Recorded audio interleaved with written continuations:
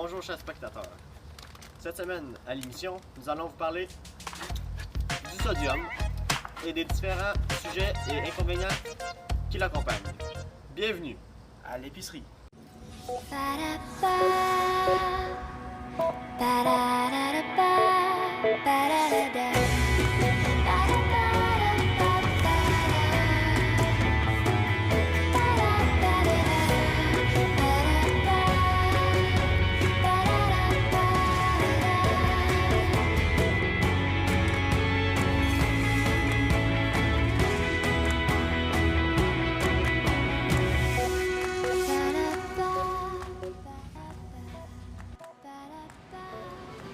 Le sodium est présent dans la majorité des produits disponibles dans une épicerie, tels que le sel de table. Donc ce qu'il faut savoir à propos du sodium, c'est qu'il est un excellent préservatif pour une grande quantité d'aliments, tels que les noix et les arachides.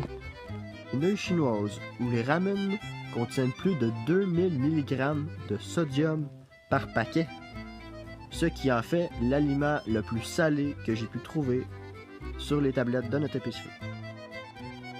Et même les aliments sucrés en contiennent. Le maïs soufflé n'est pas non plus à l'abri de sodium. Il en contient 280 mg pour juste 50 g. Donc, par exemple, les chips contiennent une très grande quantité de sodium, mais elles sont très bonnes au goût.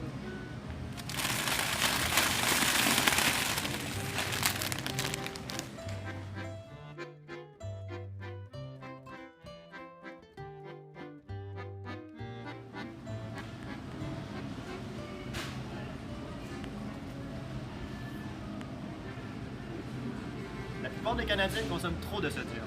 Consommer trop de sodium à long terme peut entraîner l'hypertension.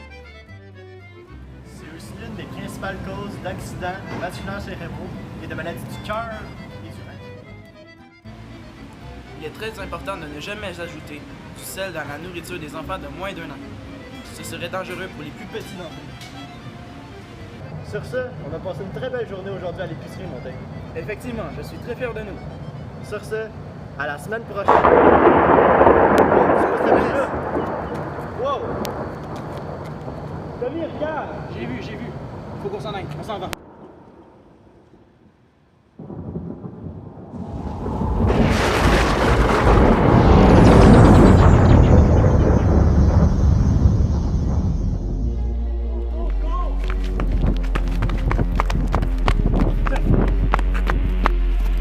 Au champ, viens au champ.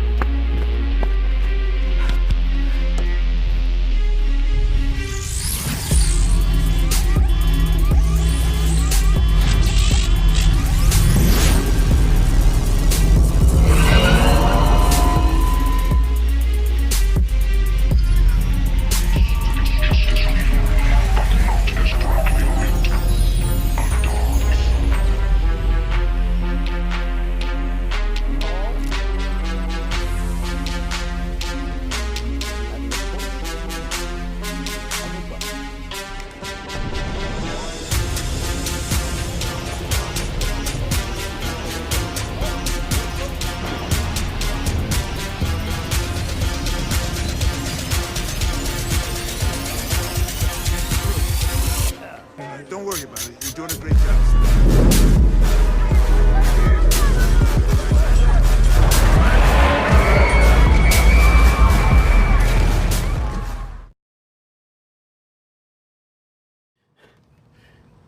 Oh mon Dieu.